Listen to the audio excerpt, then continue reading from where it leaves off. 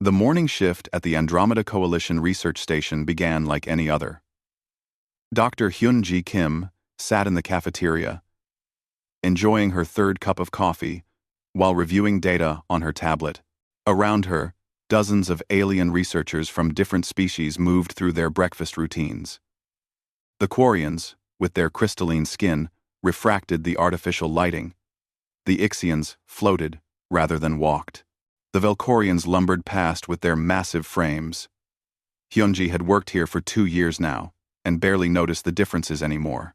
She took another sip of coffee and smiled at her assistant across the table. Ji-woo Park, a younger human who had joined the station only 6 months ago, was nervously eating what the station called breakfast. It looked nothing like food from Earth, but it was nutritious enough. "Did you finish the protein analysis I sent you?" Hyunji asked. Ji-woo nodded quickly. "Yes, doctor. The Velcorian samples show interesting enzyme structures. I think we can use them for the regeneration study." Number 9. Ji-woo. "Good. We'll present it to the team this afternoon." That was when the alarm started. The sound was unlike anything Hyunji had heard before. Not the normal fire alarm or the drill signals. This was a deep, pulsing wail that made her chest vibrate. Red lights flooded the cafeteria.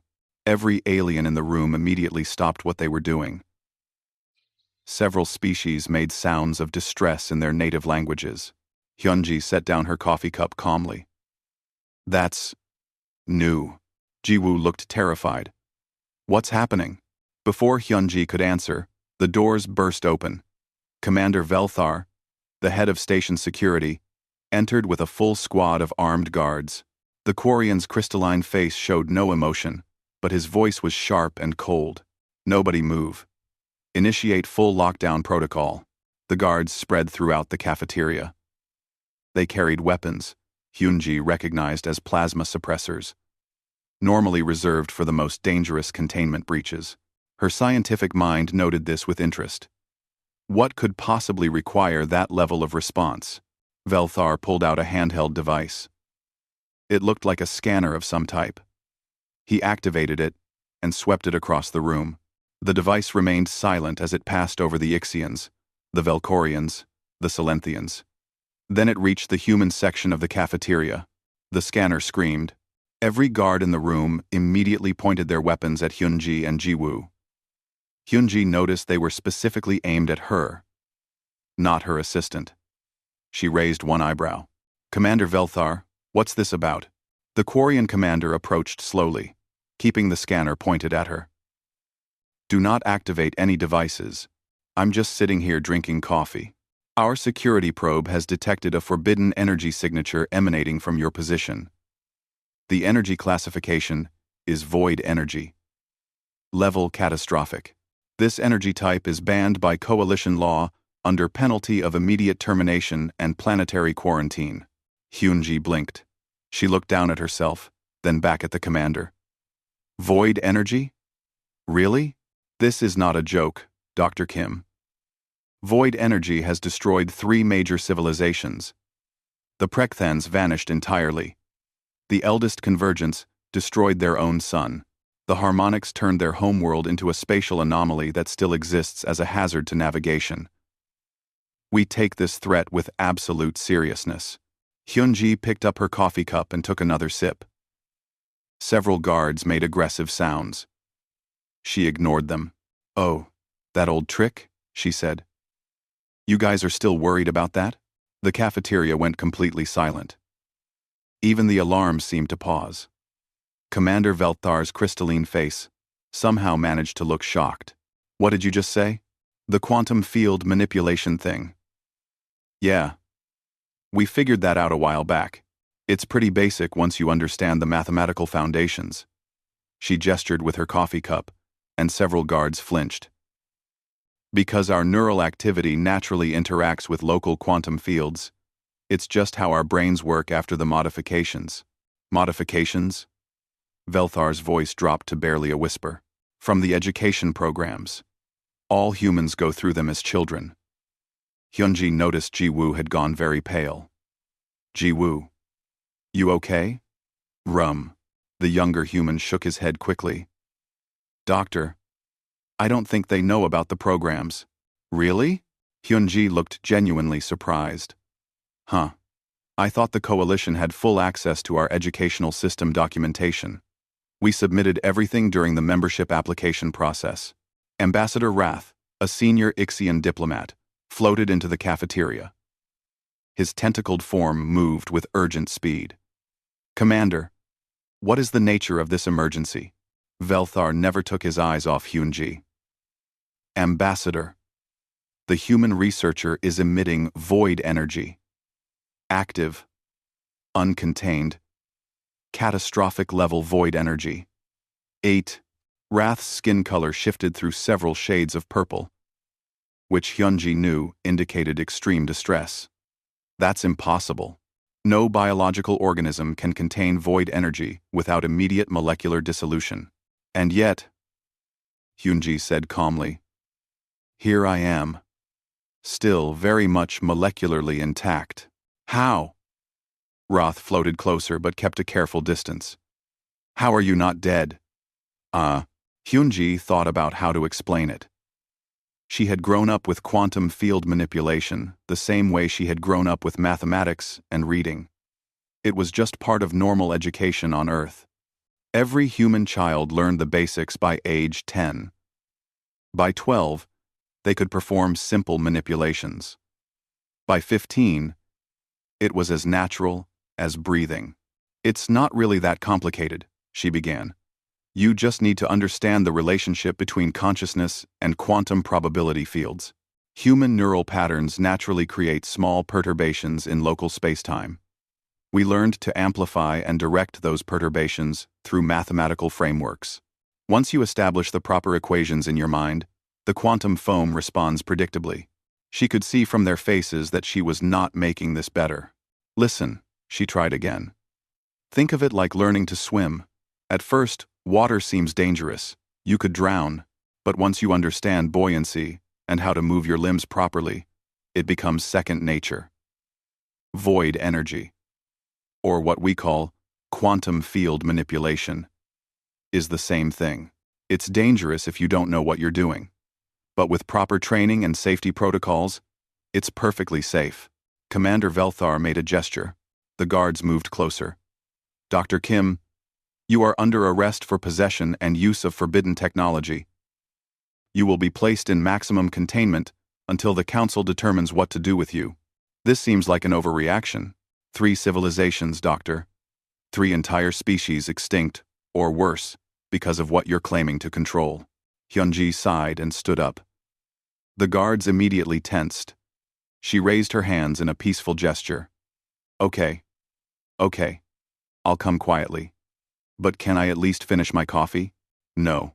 That's just rude. As the guards moved to restrain her, Hyunji set her coffee cup on the table. Except she didn't set it on the table. She released it in midair, and it stayed there, floating, suspended in a perfect gravitational null field that she maintained with barely a thought. Every alien in the cafeteria made sounds of horror. Hyunji looked at the floating cup and winced. Sorry, force of habit. We're taught to practice constant environmental awareness. Keeps the skills sharp. She plucked the cup out of the air and set it on the table properly. Commander Velthar's voice shook. Get her to containment.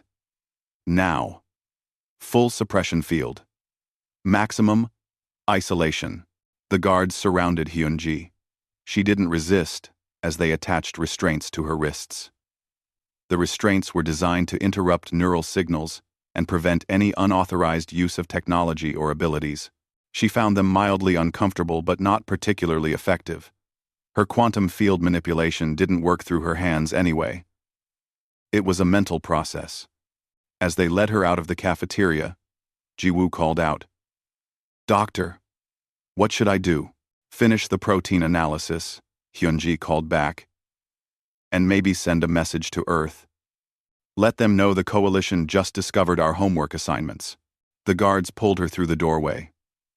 Behind her, her coffee cup lifted off the table again and floated after her. She grabbed it with her restrained hands and took one more sip before a guard knocked it away. "Really not necessary," she muttered. The cup bounced across the floor, leaving a trail of coffee. But what the guards didn't notice was that the coffee drops weren't falling normally. They were falling in a pattern, creating small symbols in a language none of them could read. A message in quantum mathematics, visible only to those who knew how to look. Jiwoo saw it. His eyes widened. Then he stood up and walked quickly toward the communications center. Hyunji smiled as the guards dragged her toward the detention level. This was going to be an interesting conversation. The containment cell was impressive. Hyunji had to give the coalition credit for that. The walls were made of compressed neutronium alloy, capable of withstanding star-level temperatures and pressures. Energy suppression fields crisscrossed the space in patterns so complex they created visible distortions in the air. Gravity generators in each corner maintained a precisely controlled environment that should, theoretically, prevent any quantum manipulation. Hyunji sat on the metal bench and waited.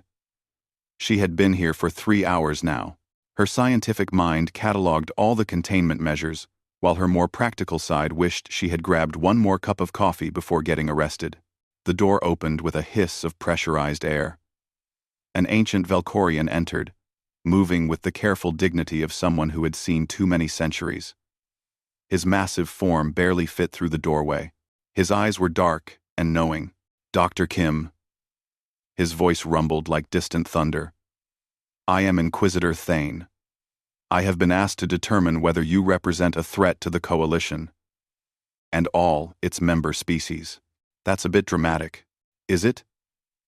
Thane settled his bulk on a reinforced chair across from her. "I am 4,237 years old. Doctor, I have served the Coalition for most of that time. I have witnessed the rise and fall of civilizations. I have seen wonders and horrors beyond your comprehension. And I have seen what void energy does to those who wield it." He activated a holographic projector. Images filled the cell. Hyunji watched as entire worlds burned, stars collapsed, and space itself seemed to tear apart. "The Prekthans," Thane said, "were the first we know of. A species of brilliant engineers and philosophers. They discovered void energy approximately 50,000 years ago. Within a century, they had vanished. Not destroyed, vanished. Every trace of their civilization simply ceased to exist across 700 colonized worlds simultaneously. The images shifted. The eldest convergence came next. They found Prekthan ruins and recovered some of their technology. They were more cautious. They studied it for 500 years before attempting to use it for power generation. Their first reactor test destroyed their sun. 3 billion souls died in the collapse. Their remaining colonies spent 1,000 years searching for survivors. They found none.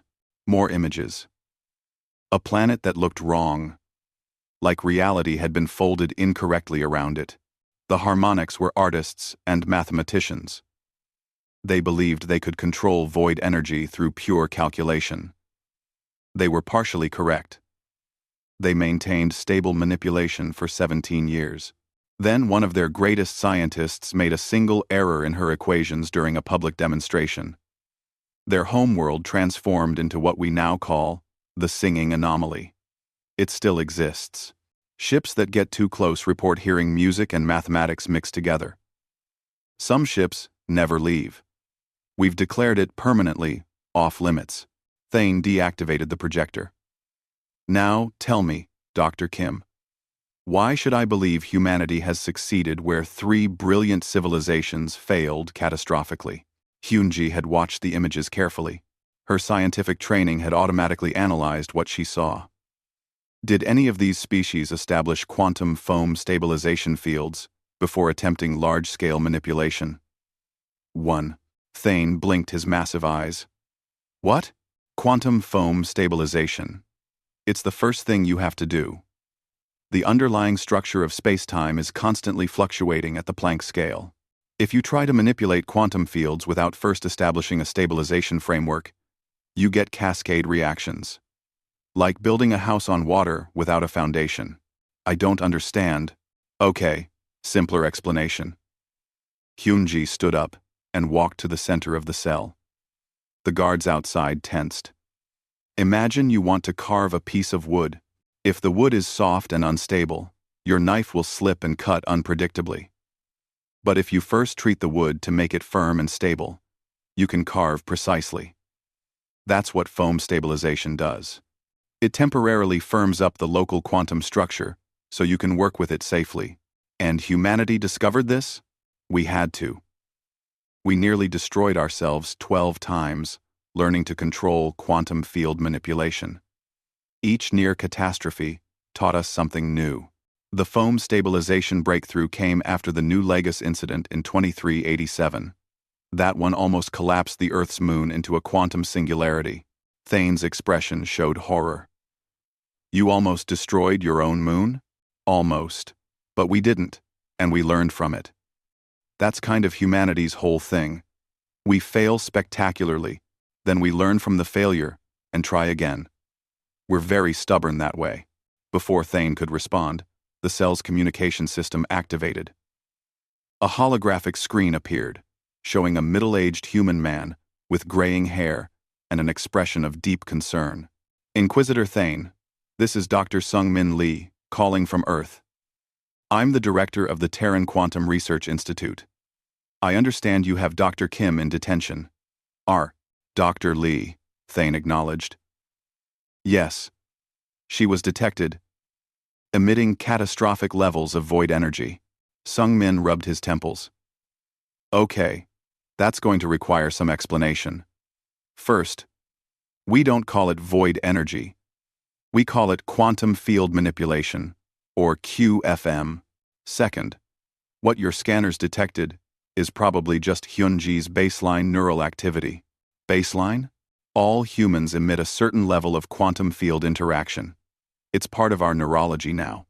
We've been genetically adapted over generations to interface naturally with quantum fields. It makes the manipulation easier and safer. The energy signature you detected is probably equivalent to what we'd consider normal brain activity. Thane looked at Hyunji, then back at the hologram. Are you telling me that all humans emit what we classify as catastrophic energy signatures? If your classification system is based on potential destructive force without accounting for control and containment, then yes. But that's like classifying a candle flame the same as a forest fire because they're both combustion reactions. How many humans can perform this quantum manipulation? Sung-Min paused. All of them. It's required curriculum.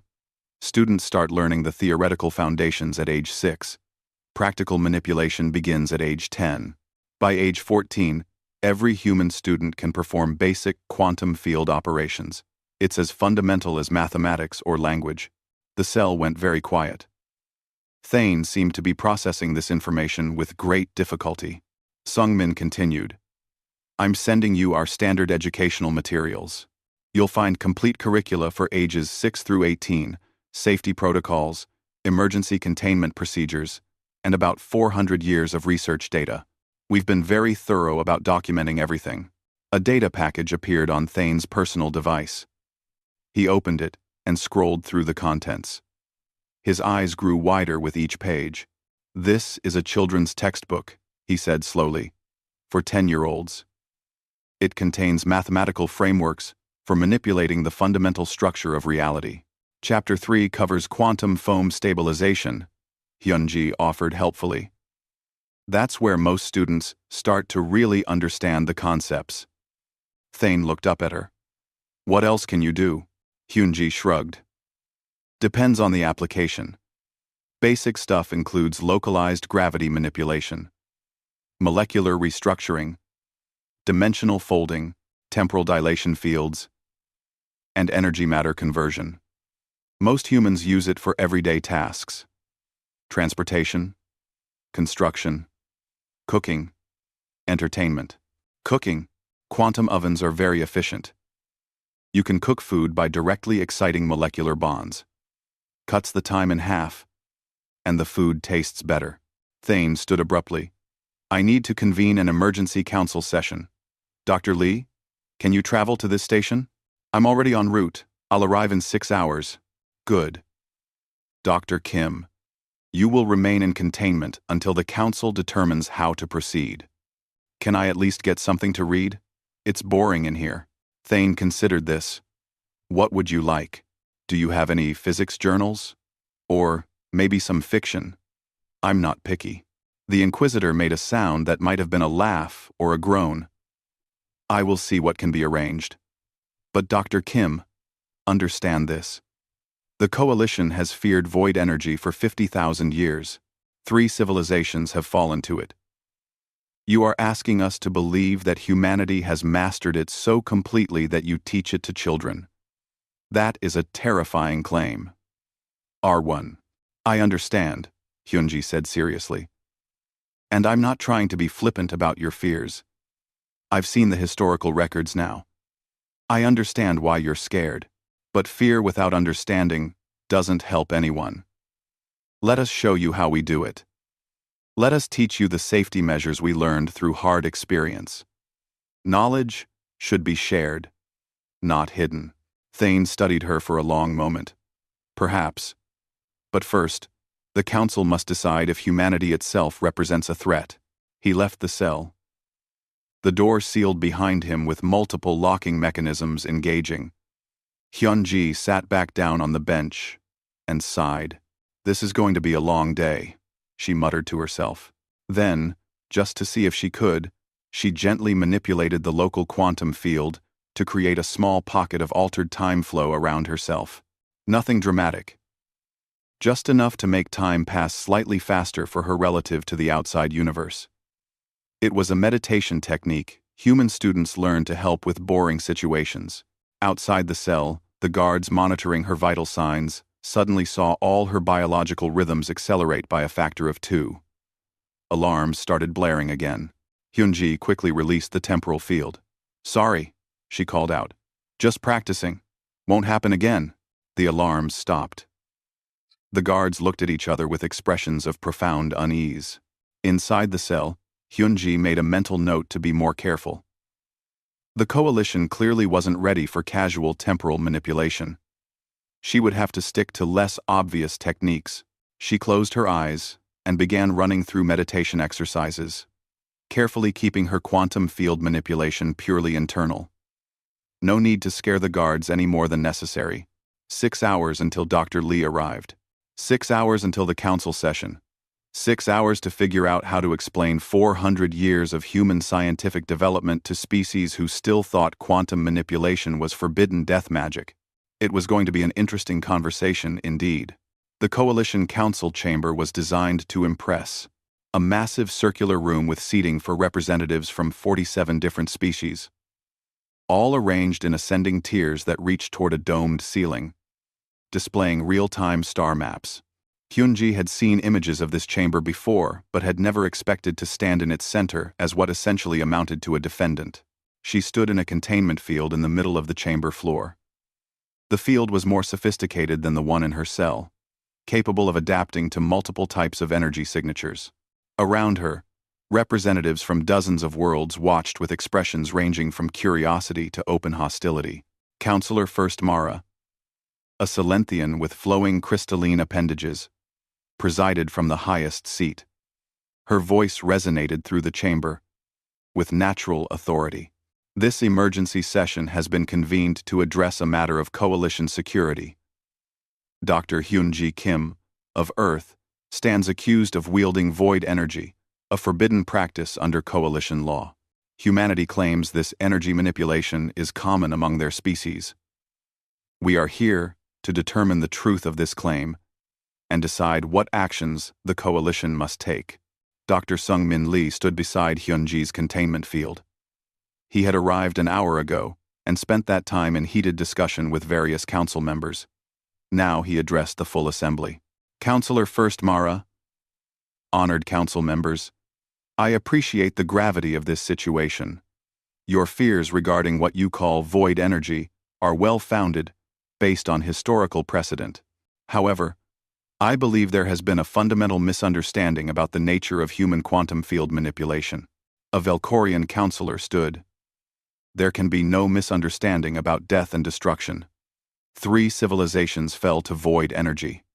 How can humanity claim safety, where others found only annihilation? Ma. Sungmin activated his holographic display. Because we learned from their mistakes. When humanity first discovered quantum field manipulation, we didn't find it in ancient ruins or alien technology. We developed it independently through theoretical physics. And yes, we nearly destroyed ourselves multiple times in the process. The display showed images from Earth's history. Cities damaged by quantum accidents. Careful documentation of near catastrophes. Research facilities with massive containment systems. The Johannesburg collapse of 2,341. 40,000 casualties. The New Lagos incident of 2,387. That nearly destroyed our moon. The Pacific Rift of 2,401. That created a permanent spatial distortion we still haven't completely stabilized. Each disaster taught us something crucial. We learned through failure. And we documented every lesson. An Ixian counselor floated forward. You admitted to causing catastrophic destruction. How is this different from the fallen civilizations? The difference is that we survived our learning period and implemented comprehensive safety measures. We didn't approach quantum manipulation as a weapon or a tool of convenience. We treated it as a fundamental natural force that required respect and understanding. Every human child now learns these safety measures from age 6 onward. Mara leaned forward. Show us proof that humans can safely control this energy. Sungmin gestured to Hyunji. Dr. Kim, if you would demonstrate basic quantum field manipulation. Hyunji nodded. I'll need the containment field lowered. Several counselors made sounds of alarm. Mara raised a hand for silence. Lower the field, but maintain armed security. The containment field deactivated. Hyunji took a breath and smiled at the assembled council. Quantum field manipulation, at its most basic level, is about understanding that reality isn't as solid as it appears. At the quantum scale, everything is probability and potential. Human consciousness, properly trained, can interact with these probability fields. She held out her hand. The air above her palm began to shimmer. Slowly, matter condensed from seemingly nothing. A perfect sphere of ice formed, floating above her hand. This is matter restructuring. I'm collapsing quantum probability to create specific molecular arrangements. The energy comes from the ambient quantum foam that exists everywhere in space-time. The key is the stabilization field I'm maintaining simultaneously. She released the ice sphere. Instead of falling, it floated in place. Localized gravity manipulation. I've created a small pocket where gravitational force is precisely balanced. This is what your scanner detected when I was drinking coffee. I do this unconsciously because we're trained from childhood to maintain awareness of our quantum field interactions. A Quarian security officer stepped forward, weapon raised. This proves nothing, except that humans wield catastrophic power. Sungmin spoke up. Then let me show you how commonplace this is among humans. He activated a live video feed from Earth. The council chamber's displays showed a human classroom. Young students, none older than 12 or 13, sat at desks. Their teacher, a cheerful woman named Miss Haewon Shin, was conducting a lesson. Good morning, class, the teacher said. Today we're going to practice dimensional folding. Remember, safety first. Make sure your stabilization fields are active before you begin. The students nodded and began to focus. One by one, small portals appeared on their desks. Tiny windows into folded space, each leading to a pocket dimension the students had created themselves. One girl raised her hand. The teacher called on her. Miss Shin, my hamster's habitat dimension has been running for 3 months now. Can I make it bigger? He seems like he wants more space to play. The teacher walked over to examine the student's work. Through the small portal on the desk, a complete miniature world was visible. A hamster ran happily through elaborate tunnels in a space that clearly contained more volume than should be possible. Bora, this is excellent work. The dimensional stability is very good. Yes, you can expand it. But remember to maintain the temporal consistency. We don't want your hamster aging faster or slower than normal time. Yes, Miss Shin. The council chamber was completely silent. Mara's crystalline appendages had gone rigid with shock. Sung-min paused the video. That student, Bo-Ra Kang, is 12 years old. She created a stable pocket dimension as a science project. She received a B+ grade because, and I quote from her teacher's comments, "The work lacks creative application of advanced concepts." A collective sound of disbelief rippled through the chamber. "This is impossible," a counselor whispered. "It's Tuesday morning in Seoul," Sung-min replied. "There are 300 million children in human schools right now, all learning similar techniques. Quantum field manipulation isn't special or forbidden in human society. It's basic education." Mara found her voice. "What happens if one of these children makes a mistake? What happens if the dimensional pocket collapses?" Then the safety protocols activate," Hyunji answered. "Every student wears a quantum stabilizer. Every classroom has emergency containment systems. If Bo-Ra's dimensional pocket were to fail, it would simply collapse back into normal space harmlessly. Her hamster would be fine, just confused. We've designed multiple redundant safety measures specifically for educational environments." Another video began playing. This one showed everyday life on Earth. People used quantum manipulation constantly. A woman folded space to step from one side of a city to another in a single stride. A man restructured a broken tool back to perfect condition. Children played a game that involved creating temporary pocket dimensions and hiding objects in them. We use quantum field manipulation for transportation, construction, medicine, entertainment, and household tasks. Sung-min explained. It's integrated into every aspect of human civilization. Our economy depends on it. Our infrastructure requires it. Billions of humans perform quantum manipulation every single day without incident. Captain Jae-hyun Choi, a human military officer, stepped forward. He had accompanied Sung-min from Earth specifically for this demonstration. "Counselors, I understand your fear. But I must also be honest about humanity's capabilities. Dr. Lee has shown you civilian applications. Let me show you what human military forces can do." He activated his own display. Combat footage appeared. Human soldiers moving through what appeared to be an active war zone during training exercises. This soldier is creating localized time dilation. He's moving at normal speed, while the environment around him is slowed to 1/10 normal time flow. It gives him a significant tactical advantage. The footage changed. This unit is using dimensional folding to teleport across a battlefield. They can reposition entire platoons in seconds. Another clip. Matter-energy conversion. We can transform debris into functional equipment in the field. Or, if necessary, transform equipment into pure energy for defensive purposes. The council members were leaning forward now, transfixed and horrified. Jae-hyun's expression grew serious. The coalition has classified void energy as forbidden because previous civilizations weaponized it and destroyed themselves. Humanity has weaponized it too. But we've also learned restraint. We have rules of engagement, ethical guidelines, and safety protocols. Our military personnel train for years specifically to maintain control even under combat stress. He paused the footage and looked directly at Mara. "You asked what happens when humanity decides to stop being defensive.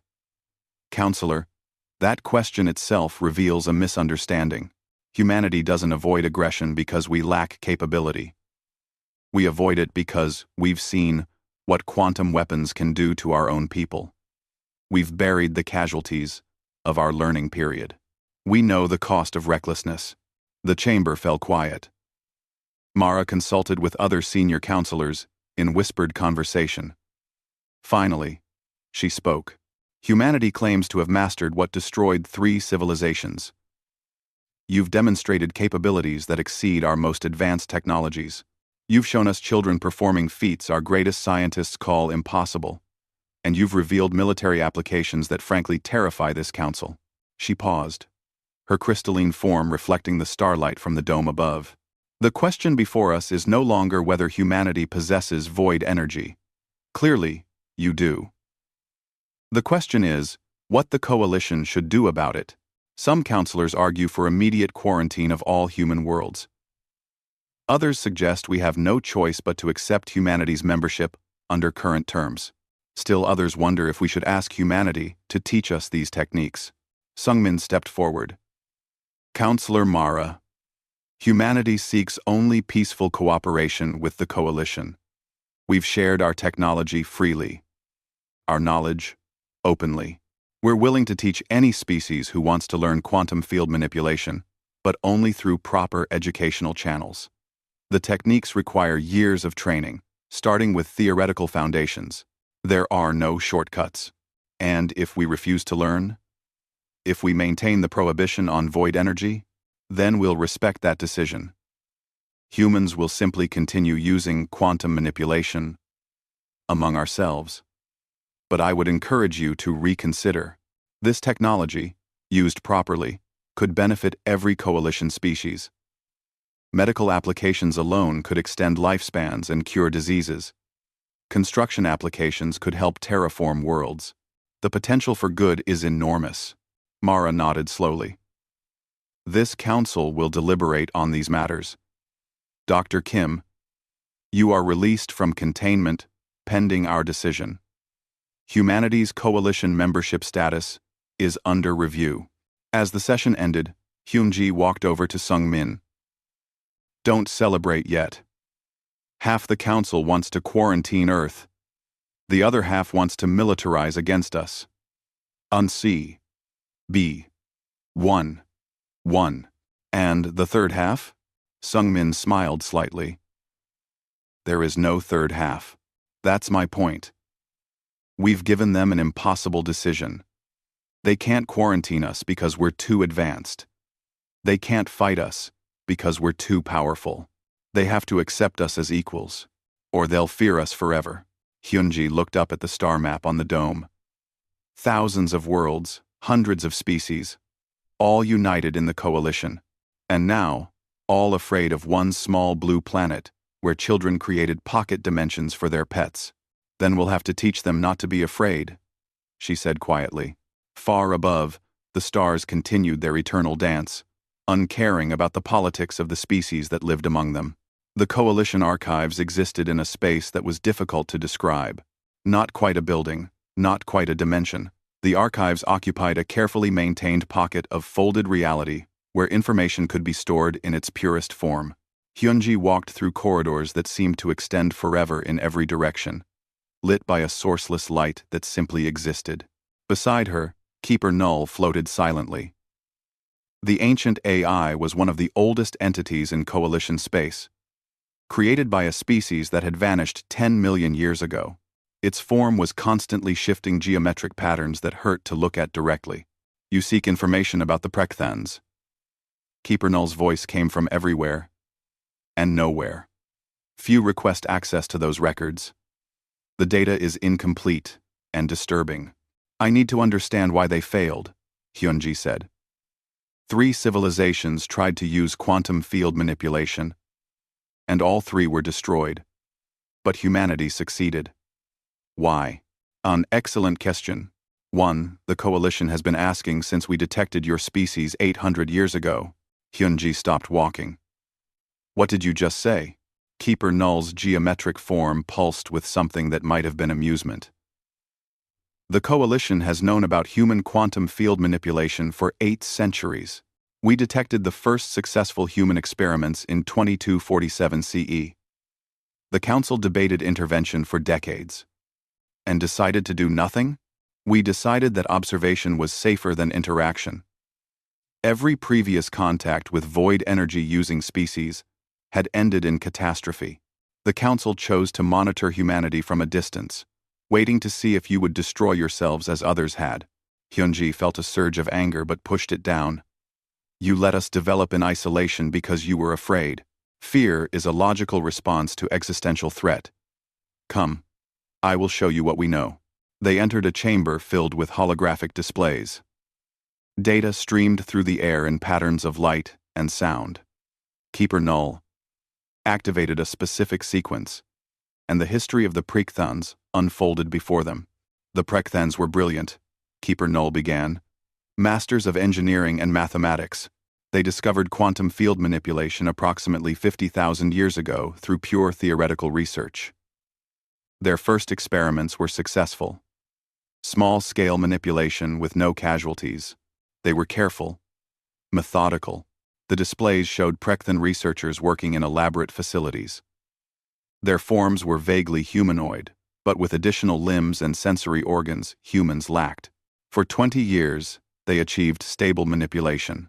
They built generators, transportation systems, medical devices. Their civilization flourished. Then they attempted large-scale industrial application. They built a planetary power grid based on quantum field extraction. The images shifted. A planet covered in technological infrastructure. Beautiful and complex. The grid activated successfully. It operated for 6 months without incident. Then, on the 173rd day of operation, something went wrong. The quantum fields began to cascade. The Prektans tried to shut down the grid, but the reaction had become self-sustaining. Within 72 hours, every Prektan installation across 700 worlds simultaneously ceased to exist. The displays showed empty worlds. Cities that had simply vanished, leaving no ruins, no debris, nothing. As if they had never existed. We don't know what happened to the Prekthans themselves. Did they die? Did they transcend into another state of existence? Did they slip into another dimension? The records are silent. Only their empty worlds remain. Hyunji studied the data carefully. They didn't establish foam stabilization. I can see it in their equations. They were manipulating raw quantum fields without a stable framework, perhaps. But the eldest convergence studied the Prekthan ruins for 500 years before attempting their own manipulation. They believed they had identified the Prekthan error. New images appeared. A different species. These ones, more ethereal. Their bodies partially translucent. The eldest convergence were conservative by nature. They tested every theory thousands of times. They built redundant safety systems. They created isolation chambers for dangerous experiments. And yet, when they activated their first quantum reactor, it destroyed their sun. The display showed a star collapsing, then exploding, then collapsing again, in an impossible cycle that hurt to watch. The reactor didn't fail, Keeper Null explained. It succeeded too well. It began converting the star's mass into quantum field energy. The conversion spread through the star's core faster than the eldest convergence could react. 3 billion souls died in the first minute. Their remaining colonies spent 1,000 years searching for any survivors from their homeworld. They found none. Hyunji's throat felt tight. And the harmonics? The harmonics were artists and mathematicians. They believed reality itself was a form of art that could be reshaped through proper calculation. They were partially correct. They achieved stable quantum manipulation for 17 years. Their greatest scientist, a mathematician named Thela, gave public demonstrations of quantum field restructuring. She could create temporary dimensions, manipulate matter, even adjust local time flow. She was celebrated as a genius. The display showed a being of pure light performing impossible feats before an audience of thousands. On the 17th year of her research, Thela attempted her greatest demonstration. She would restructure her homeworld's atmosphere to permanently optimize it for her species. The calculations were perfect. She had checked them 10,000 times. She began the process before an audience of millions. The display showed a planet beginning to shimmer and change. Thela made a single error. 1 decimal point in one equation out of thousands. A mistake so small, it should have been insignificant. But at the scale she was working, That tiny error created a feedback loop. The quantum field manipulation spread beyond her control. It transformed her homeworld into what we now call the singing anomaly. The image showed a planet that looked wrong. Its surface rippled like water. Space bent around it in impossible geometries. The planet still exists, but it exists in a state that defies conventional physics. Ships that approach it report hearing music and mathematical formulas mixed together. Some ships enter and never return. We've declared it permanently off limits. 14 million harmonics were on the planet when the transformation occurred. We don't know if they're alive, dead, or something else entirely. The displays faded. Keeper Null's form pulsed slowly. 3 civilizations, 3 different approaches, 3 catastrophic failures. Now tell me, Dr. Kim, why did humanity succeed where they failed? Hyunji thought carefully before answering. We nearly failed too. We had our own catastrophes. But I think the difference is that we failed smaller and survived to learn from it. Explain. The Prectans went straight to planetary scale application. The eldest convergence tried to harness a star. The harmonics attempted to restructure an entire world. All of them jumped to massive applications without fully understanding the fundamentals. She pulled up her own data on human quantum research. Humanity started small. Our first successful quantum manipulation was in a laboratory, moving a single particle. We celebrated that success for months. Then we moved to molecules, then small objects, then larger systems. Every step was documented and tested extensively. Many species take similar approaches. Yes. But here's the key difference. When we had accidents, they were small enough to survive. The Johannesburg collapse killed 40,000 people. That's a tragedy. But it's not extinction. The New Lagos incident nearly destroyed our moon, but it didn't. Each time we failed, we had survivors who could study what went wrong and implement new safety measures. She brought up human educational protocols. We also made quantum manipulation universal instead of elite. The harmonics had a single genius performing demonstrations. One person making all the decisions, carrying all the knowledge. When she made a mistake, there was no one else who could catch it or correct it. And humanity? We teach it to everyone. Billions of humans understand quantum field manipulation at various levels. If I make a mistake, there are millions of others who can recognize it and help correct it. Knowledge isn't concentrated in a few experts. It's distributed across our entire species. Keeper Null was silent for a long moment. Then its form pulsed brightly. Your assistant, Jiwoo Park, has made a discovery in these archives. He has been searching the Precthan data. You should see what he found. They moved to another chamber where Jiwoo was working frantically among holographic displays. He looked up when they entered, his face pale with excitement and fear. Doctor, you need to see this. The Prectan energy signatures. I've been comparing them to early human quantum research data. He pulled up 2 sets of waveforms. They were nearly identical. This is from Precthan experiments dated 50,000 years ago. And this is from the Chinese Quantum Research Facility in 2247. The first successful human quantum manipulation. Hyunji stared at the patterns. They're the same methodology. Not just methodology. Doctor, I found this in the deep archives. Jiwoo activated another display. It showed a scan of Earth's solar system from the year 1847. Something crashed in the Pacific Ocean in 1847. The coalition detected it but classified the event as a natural meteorite. Except it wasn't a meteorite. The scan focused on the impact site. Energy signatures that didn't match any natural phenomenon. It was a Precthon probe, Hyunji whispered. An information archive. The timeline matches, Jiwoo said urgently. The probe crashed in 1847. Humans recovered it sometime in the early 20th century. By 2247, we had reverse-engineered enough to begin our own experiments. We didn't develop quantum manipulation independently. We found Prekthon technology and learned from it. Keeper Null's form pulsed rapidly. This explains much, but it raises a more important question. If humans based their research on Prekthon technology, why didn't you suffer the same fate as the Prekthans? Hyunji felt her mind racing. Because we didn't just copy the technology. We reverse engineered it. We had to understand every principle from the ground up because we couldn't read Prekthon documentation. We rebuilt the knowledge piece by piece through experimentation and theory. And in doing so, you developed understanding that the Prekthans themselves may have lacked.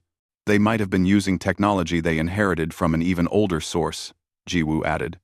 Like how we use computers without necessarily understanding quantum mechanics. Hyunji nodded slowly. The Prekthans may have had the tools without the full theoretical foundation. When their systems failed, they didn't know how to fix them, because they didn't truly understand the underlying principles. While humanity, Keeper Null said, had to learn every lesson through hard experience. You earned your knowledge through failure and survival. A new alarm suddenly blared through the archives.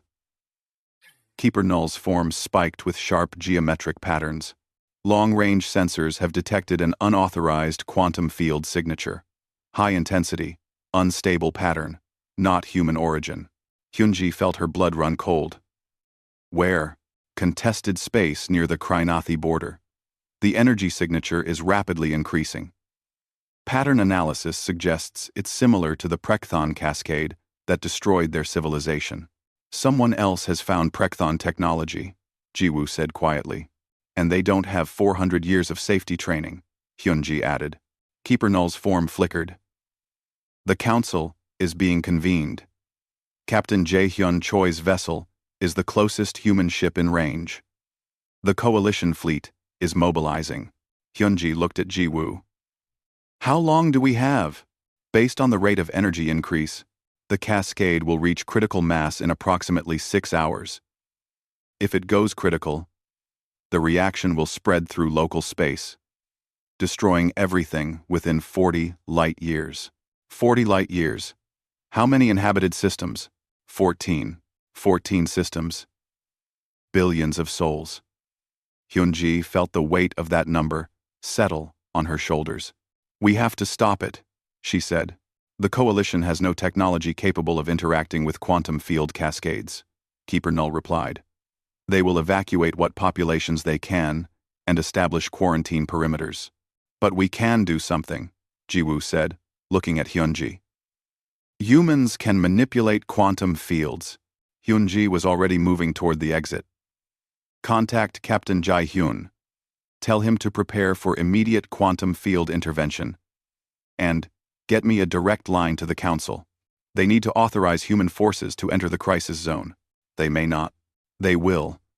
Because we're the only ones who can stop this.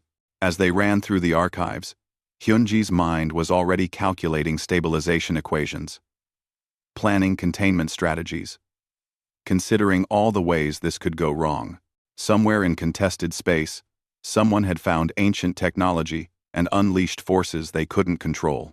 Humanity had learned to master those forces through 400 years of mistakes and survival. Now, it was time to put that hard-won knowledge to use. The question was whether 6 hours would be enough time to save 14 star systems from the same fate that had destroyed the Prekthons 50,000 years ago. Captain Jae-hyun Choi's ship, the Stellar Wind, dropped out of faster-than-light travel at the edge of the crisis zone. Through the viewport, the quantum cascade was visible even to the naked eye. Space itself seemed to be tearing, ribbons of impossible colors bleeding through reality like wounds in the fabric of the universe. Status report, Jae-hyun ordered, his hands steady on the controls despite the sweat on his forehead. His sensor officer, a young woman named Da-eun-yoon, worked frantically at her station. Captain, the cascade is expanding faster than predicted. Current radius is 8 light hours and growing exponentially. Energy signatures match the Prektan collapse pattern from the archives. Time to critical mass? 4 hours, 30 minutes. Maybe less. Jae-hyun activated the communication system. This is Captain Choi to all Coalition vessels. Maintain quarantine perimeter at minimum safe distance. Do not attempt to approach the cascade. Human forces are preparing intervention. A Quarian commander responded, his crystalline voice sharp with tension. Captain Choi, the Coalition appreciates your assistance, but our evacuation efforts are not complete. We still have civilian transports in the impact zone. How many? 17 ships. Approximately 40,000 souls. They're escaping from the Krynathi border stations. The cascade is between them and safety. Jae-hyun closed his eyes briefly. 40,000 civilians. 14 inhabited systems at risk. And in the center of it all, some faction of Krynathi who had found Prekthan technology and didn't know how to stop what they had started. We'll get them out, he said. He switched to the internal channel. All hands, prepare for quantum field intervention. Medical teams on standby. Engineering. I need every quantum stabilizer we have ready for deployment. The ship's intercom crackled with acknowledgments. Jae-hyun pulled up the tactical display. The cascade was centered on what had been a Krynathi research station. According to Coalition intelligence, a rogue faction had been excavating Prekthan ruins in that sector for months. They had apparently found something they shouldn't have. Captain, incoming transmission from Dr. Kim, Da-eun reported. Hyunji's face appeared on the screen. She was in a Coalition transport, racing toward the crisis zone at maximum speed. Captain, I've analyzed the cascade pattern. It's definitely Prekthan technology. But the activation sequence is unstable. Whoever turned it on didn't establish any foam stabilization first. The quantum fields are collapsing into each other without control. Can we stop it? Yes, but it's going to require coordinated manipulation on a massive scale. I'm bringing Jiwoo and a team of specialists. We'll need to establish a stabilization network around the entire cascade, then gradually bring the energy levels down without triggering a critical collapse. Jae-hyun understood about half of what she said. In simple terms, Doctor, we're going to build a cage around the reaction, then slowly calm it down. But if we make a mistake, we could accelerate the cascade instead of stopping it. How can I help? Your ship has the most advanced quantum field generators in the Coalition fleet. I need you to position the stellar wind at specific coordinates I'm sending now. You'll be the primary anchor point for the stabilization network. Da-eun gasped as she read the coordinates. Doctor, those coordinates put us inside the cascade perimeter. I know. I'm sorry. But there's no other way. The network needs to surround the reaction completely. Jae-hyun met Hyunji's eyes through the screen. How dangerous? Very. The quantum field fluctuations will be severe. Your ship's hull might experience temporal distortions, dimensional shifts, and molecular instability. But your crew is trained for quantum operations. If anyone can handle it, you can. And the civilian transports? That's why we need to move fast. Once we establish the network, I'll create a stable corridor through the cascade. The transports can escape through that. But Captain, the Krynathi who started this are still in there. They're at ground zero, trying to shut down the Prekthan device. We need to reach them too. Jae-hyun made his decision. Stellar wind to all stations. Plot course for cascade insertion. Maximum quantum shielding. We're going in. 26. 27. 26. 26. 27. 27. The ship surged forward. As they approached the cascade boundary, reality began to distort around them. The viewport showed space folding in ways that shouldn't be possible. Stars appeared and disappeared. Colors that didn't exist in normal space-time flickered across the hull. Hull integrity at 80% and holding, Da-eun reported, her voice remarkably calm. Temporal distortions detected. We're experiencing localized time dilation. Ship time is running 12% faster than external time. Compensate with quantum field adjustments. Maintain course. The stellar wind punched through the cascade boundary. Inside the reaction zone, everything was chaos. Quantum fields collided and merged in patterns that made no sense. The ship's instruments screamed warnings as multiple types of impossible energy washed over them. Coordinates reached. Captain, the navigation officer called out. Hold position. Engineering. Deploy quantum stabilizers. From the ship's hull, specialized equipment extended into space.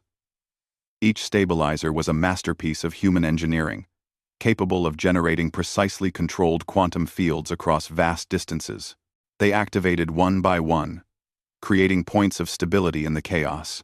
On the screen, Hyunji was coordinating with other human ships arriving in the zone. Stellar Wind has primary anchor. Dawn Chaser. Take secondary position. Peaceful Horizon. You're on perimeter support. Let's build this network. Samran. More ships arrived, each manned by humans trained in quantum field manipulation. They positioned themselves in a complex three-dimensional formation around the cascade. Their combined quantum stabilizers began to create a web of controlled space amid the chaos. Hyunji's transport arrived and immediately headed for the cascade center. Jiwoo was with her, along with 3 other human specialists. Captain, we're going to ground zero, Hyunji transmitted. Keep the network stable. This is going to get worse before it gets better. Their transport disappeared into the heart of the cascade. Jae-hyun watched their signal on his screen, a small point of human determination diving into impossible danger. Minutes passed. The quantum network held. Jae-hyun's crew worked frantically to maintain their position as reality twisted around them. One engineer reported that he had watched his tools age 50 years and then revert back to new condition in the span of seconds. Another saw her reflection in a monitor, reach out, and wave independently. This is Dr. Kim. Hyunji's voice came through strained. We've reached the Krinathi station. The Prekthan device is a quantum field amplifier, and they've connected it directly to their power grid. It's feeding on the station's energy and using it to tear holes in space-time. Can you shut it down? Not directly. The device has no off switch. The Prekthans apparently never considered the need to stop it once activated. We're going to have to drain the energy manually. Jiwoo's voice joined the channel. We're establishing direct quantum links to the device. We'll absorb the excess energy into our own neural fields, then dissipate it safely. But doctor, there's too much energy here. Even with all 5 of us, we can't handle the full load. Then we'll do it in stages. Reduce the cascade enough to save the 14 systems. We can worry about complete shutdown later. Crowser. On Icarand, on the stellar wind, Jae-hyun watched the energy readings. The cascade was still growing, still expanding toward critical mass. But the rate of expansion was slowing. The human stabilization network was working. Captain, the civilian transports are requesting permission to evacuate, Da-eun said. Tell them to hold. Dr. Kim will open a corridor soon. More minutes passed. The stellar wind shuddered as a wave of temporal distortion passed through. For a moment, Jae-hyun saw himself sitting at the command chair as an old man, then as a child, then as himself again. Stabilization network holding at 97% efficiency, engineering reported. But Captain, we're detecting fluctuations in the cascade core. Something's changing. Hyunji's voice came through, tight with strain. We're beginning energy absorption. Jiwoo, match my frequency. Everyone else, establish harmonic resonance. We need to be perfectly synchronized or this won't work. Through the sensor data, Jae-hyun could see what they were doing. 5 humans, standing in the center of a quantum storm that would have destroyed any other species instantly. They were using their own bodies as conduits, channeling impossible amounts of energy through their neural fields and releasing it in controlled bursts. It was the most insane, courageous thing Jae-hyun had ever witnessed. Energy levels dropping, Da-eun reported. Cascade expansion has stopped. It's beginning to contract.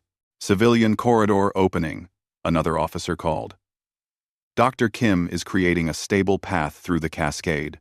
All civilian transports evacuate immediately through the designated corridor. Move, move, Move. The 17 transport ships surged forward, racing through a tunnel of stable space that Hyunji was maintaining through sheer force of will, while simultaneously helping absorb the cascade energy. 40,000 lives, threading through the eye of a quantum needle. One by one, the transports emerged from the cascade zone and accelerated toward safety. The last ship had barely cleared when Hyunji's voice came through again, now ragged with exhaustion. "Captain, we've reduced the cascade to manageable levels. The immediate crisis is over. The 14 systems are safe. But we still have a problem. The Krynothi can't shut down their device. And we can't maintain this absorption rate forever. What do you need?" "I need to go old school human on this problem. If the device won't turn off, I'll make it turn off. I'm going to restructure it at the molecular level. Break it down into inert components. But I need total concentration. The network needs to hold absolutely steady for the next hour." End quote. "You'll have it. Stellar Wind will hold position as long as you need." Jae-hyun switched to fleet-wide communication. "All ships, maintain network integrity. No matter what happens, we hold the line." The next hour was the longest of Jae-hyun's life. His crew performed miracles, maintaining their position against quantum forces that should have torn the ship apart. Engineers rerouted power, compensated for dimensional shifts, and held the stabilization field steady through sheer determination and expertise. At Ground Zero, Hyunji worked with a precision that bordered on art. She was restructuring a Prekthon device that had existed for 50,000 years, breaking molecular bonds and reforming them into stable, inert matter. It was like performing surgery on reality itself. Finally, after an hour that felt like days, Hyunji's voice came through. "It's done. The device is neutralized. The cascade is contained. We're evacuating the Krynothi research team now. They're injured, but alive." Cheers erupted on the Stellar Winds bridge. Jae-hyun allowed himself a moment to slump in his chair, exhaustion washing over him. "All ships, begin network shutdown procedure," he ordered. "Slow and steady. Let's not cause a secondary reaction after all this work." The quantum stabilization network powered down gradually. The cascade, now reduced to a fraction of its former size, collapsed into a stable anomaly that would require monitoring but posed no immediate danger. The 14 star systems were safe. 40,000 civilians were rescued. And the rogue Krynothi faction had learned a very hard lesson about ancient technology. Hyunji's transport docked with the Stellar Wind an hour later. She stepped onto the bridge, looking like she had aged 10 years. Her hands shook slightly, and her eyes were bloodshot from strain. "Captain," she said simply. "Doctor, hell of a job. Thanks, hell of a ship. Your crew is incredible." She collapsed into a spare chair. Ji-woo and the other specialists looked similarly exhausted but alive. They had stared into the same abyss that had destroyed 3 civilizations, and not only survived, but won. "The Coalition is requesting your presence at an emergency session," Daun reported. Hyunji groaned. "Can I at least get a coffee first?" "I'll have someone bring you a whole pot," Jae-hyun said with a smile. 3 hours later, cleaned up and somewhat rested, Hyunji stood before the Coalition Council again. But this time, the atmosphere was different. The counselors looked at her not with fear but with respect tinged with awe. Counselor First Mara spoke. "Dr. Kim, the Council has witnessed humanity's capabilities firsthand. You stopped a quantum cascade that our best scientists said was unstoppable. You rescued 40,000 souls from certain death. And you did it with a calmness that suggested such impossible tasks are routine for your species. With respect, Counselor, it wasn't routine. That was one of the hardest things I've ever done. But yes, we've been training for scenarios like this for 400 years. We've seen what quantum manipulation can do when it goes wrong. We've made it our mission to prevent those catastrophes. The Council has reached a decision. We formally request that humanity assume the role of quantum field guardians for the Coalition.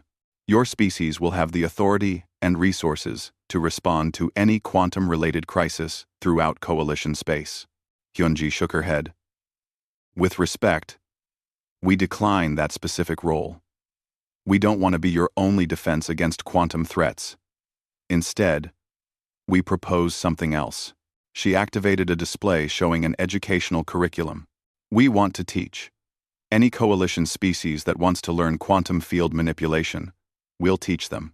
But we do it properly, starting from basic theoretical physics and working up through safety protocols. No shortcuts, no rushing. We teach the same way we learned, through careful education and respect for the forces involved. You would share this knowledge freely? Knowledge should be shared, but it should be shared responsibly.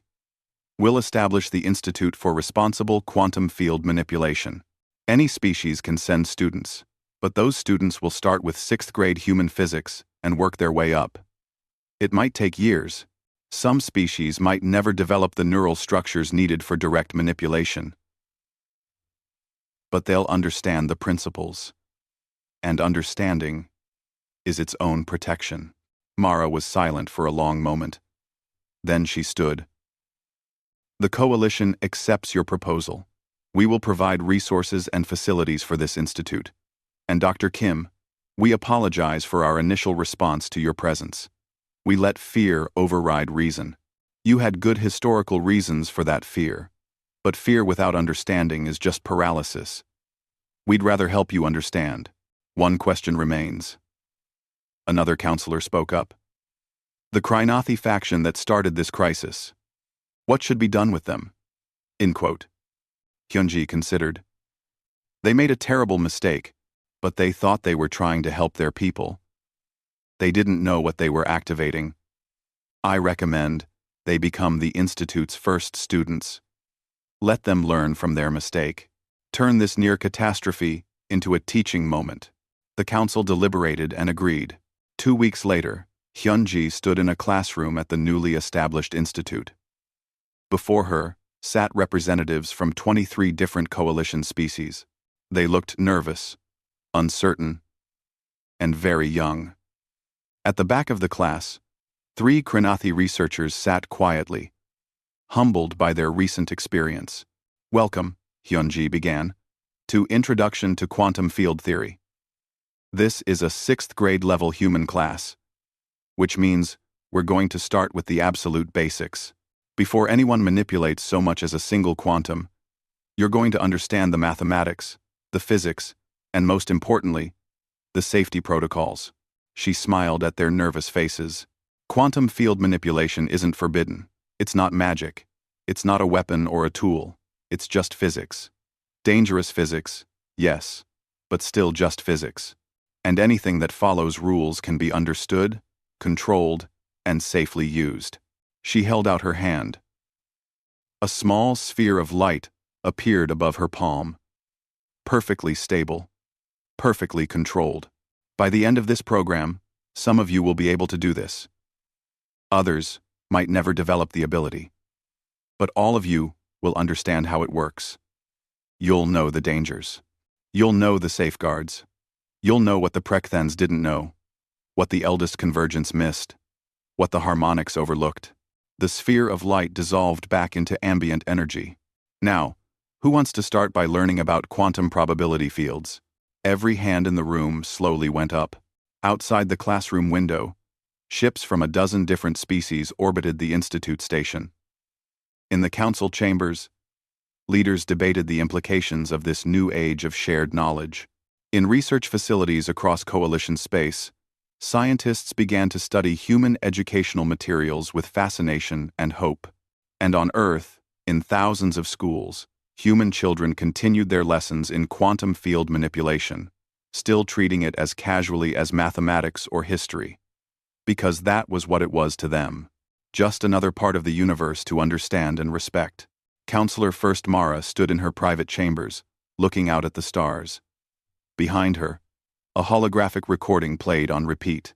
Hyunji in the center of the quantum cascade, 5 humans standing against forces that had destroyed civilizations. Not through power or superiority, but through knowledge and courage and 400 years of learning from mistakes. We feared them because they mastered what destroyed us, Mara said quietly to herself. We should have asked how they survived learning it. She turned off the recording and smiled. The Coalition had much to learn from humanity. But perhaps that was the beginning of something better than fear. In the classroom, Hyunji was drawing equations on a board while her students took notes frantically. Simple equations. The kind human children learned at age 6, the foundation of knowledge that had saved 14 star systems. Remember, she said. Every expert started as a beginner. Every master failed many times. The difference between wisdom and destruction is not in the power you wield, but in the respect you show while wielding it. The students nodded. They had seen the singing anomaly data. They knew the fate of the Prekthons. They understood the stakes. And now, finally, they would learn to understand the universe at its most fundamental level. Not to conquer it, not to fear it, but to work with it, safely and respectfully. That was the human way. And perhaps, in time, it would become the Coalition way as well. The lesson continued.